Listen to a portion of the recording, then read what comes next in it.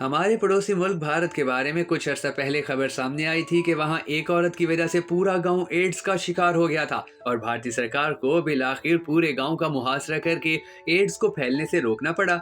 इसी तरह एक वक्त में थाईलैंड दुनिया में एड्स का सबसे बड़ा मरकज माना जाता था। लोग जहाज में भी इसके ऊपर से गुजरते हुए डरते थे कि कहीं हम भी एड्स का शिकार ना हो जाएं। लेकिन आपको हैरानगी होगी कि सिर्फ एक डॉक्टर ने एड्स के मरीज इस पूरे मुल्क को एड्स फ्री कर दिया था।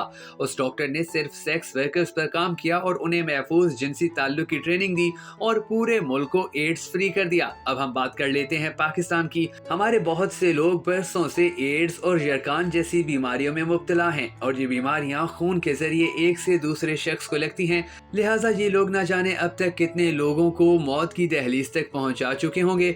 इनके खानदानों के अंदर भी क्या सूरत हाल होगी और इनके हमसाए, दोस्त और रिश्तेदार भी अब तक इनसे बीमारी के कितने तोहफे वसूल कर चुके होंगे। हमारे पास इन सवालों का कोई जवाब नहीं। हम एड्स को जिनसी बीमारी समझते हैं और हमारा ख्याल है कि ये बीमारी गैर महफूज जिनसी ताल्लुक या फिर बेराह रवी की वजह से फैलती है।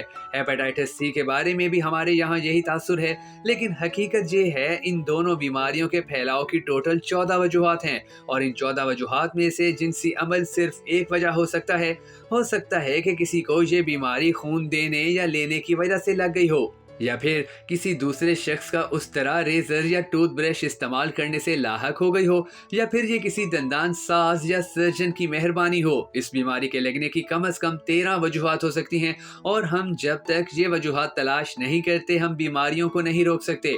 शुरू में इन दोनों बीमारियों के 2 खौफनाक नताइज निकलते हैं। एक ये कि लोग मरीज से मेल मिलाप से परहेज करते हैं और मरीज और उसका खानदान सोशल बाइकआउट का शिकार हो जाते हैं, और नंबर 2, मरीज इलाज से पहले पूरे गांव को बीमार कर चुका होता है। हमारे मुल्क में एड्स के मरीजों की गिनती कितनी और सूरत हाल क्या है और वो कौन कौन सी गलत फहमियां हैं कि जो इस मर्ज के हवाले से आज तक हमारे दिमागों में ठोंसी जाती रही हैं।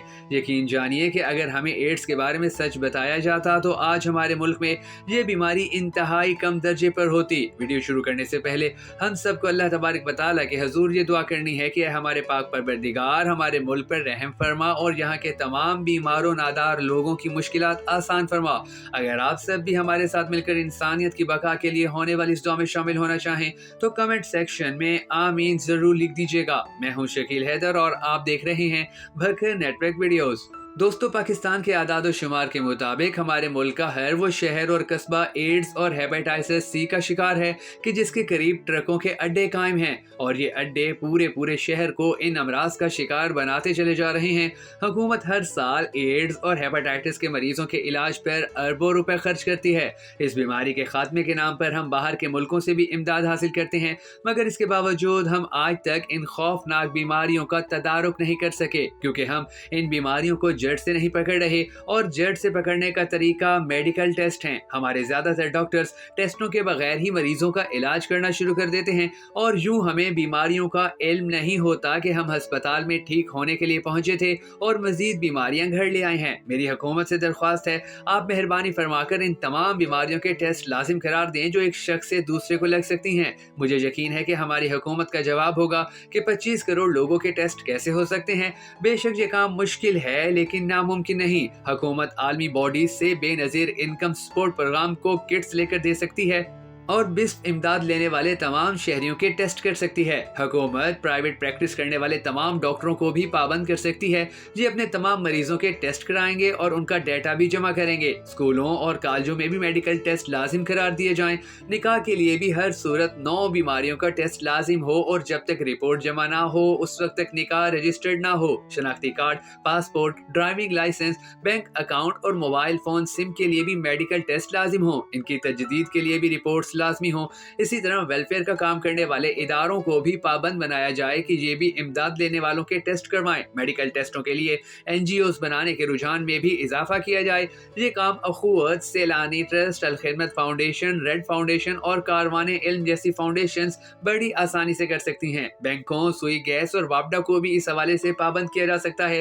ये टेस्टों की रकम बिल्स में शामिल करके अपने ग्राहकों की रिपोर्ट्स हासिल करें और तमाम कंपनियों को भी पाबंद किया जाए कि ये 6 माह बाद अपने मुलाजमीन के टेस्ट करवाएंगे। لہٰذا میرا خیال ہے اگر خواہش ہو تو یہ کام ناممکن نہیں۔ آپ صرف جماعت اسلامی اور تبلیغی جماعت کو یہ ٹاسک سونپ دیں تو یہ لوگ 1 مہینے میں آدھے ملک کے ٹیسٹ کرا دیں گے۔ تاہم حکومت کو ان بیماریوں کی سستی کٹس بنوانی پڑیں گی اور یہ بھی کوئی ناممکن کام نہیں۔ چنانچہ ہم اگر چاہیں تو یہ ممکن ہے، لیکن شاید یہ حکومت کی ترجیحات میں شامل نہیں ہے۔ میں یہاں ایک اور ایشو کی طرف بھی آپ کی توجہ مبذول کرواتا چلوں۔ پاکستان شوگر، بلڈ پریشر، گردوں کے فیلئر اور جگر کی بیماریوں میں دنیا میں ٹاپ پر ہے۔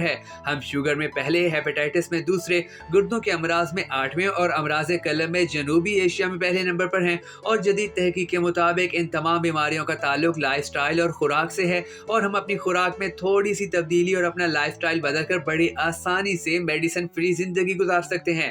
بھارت اور امریکہ میں باقاعدہ انقلاب آ چکا ہے۔ لاکھوں لوگ اب ادویات کے بغیر صحت مند زندگی گزار رہے ہیں۔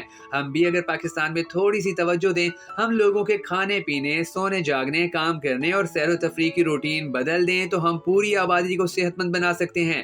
مثلاً ہم اگر اپنی خوراک میں روٹی اور چاول کی مقدار کم کر دیں، سبزیاں بڑھا لیں، بازار کا کھانا بند کر دیں، روزانہ کم از کم 10,000 قدم پیدل چلنا شروع کر دیں، جاپان کی طرح پورے ملک کو صبح اور شام 10-10 منٹ ایکسرسائز کے لیے رضامند کر لیں۔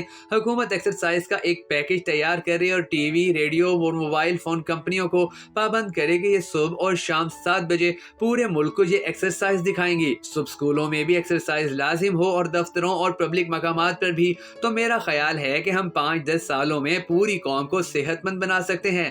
ہم اسی طرح یہ فیصلہ بھی کر لیں کہ جہاں کینٹین ہوگی وہاں جم بھی ضرور ہوگا، اور اسکول چھوٹے ہوں یا بڑے وہاں ایکسرسائز لازم ہوگی۔ دیہات میں مولوی حضرات ہر نماز کے بعد تمام نمازیوں کو ساتھ لے کر واک یا ایکسرسائز کرائیں گے، اور ہم سب بازار، دفتر یا اسکول پیدل جائیں گے، اور اگر یہ ممکن نہ ہو تو آدھا یا 1/4 فاصلہ پیدل طے کریں گے، تو اس سے بھی ملک میں انقلاب آ جائے گا۔ اور یہ انقلاب کوئی انوکھی بات نہیں ہے، پوری جدید دنیا میں یہ دونوں کام ہو رہے ہیں، ہم نے بس ان پر عمل کرنا ہے اور نتائج پوری دنیا کو حیران کر دیں گے۔ اور اگر خدا نخواستہ ہم نے اب بھی آنکھیں نہ کھولیں تو اس بیمار قوم کو مارنے کے لیے کسی دشمن کی ضرورت نہیں ہوگی، یہ خود ہی اپنی بیماریوں کے بوجھ تلے دب کر ختم ہو جائے گی۔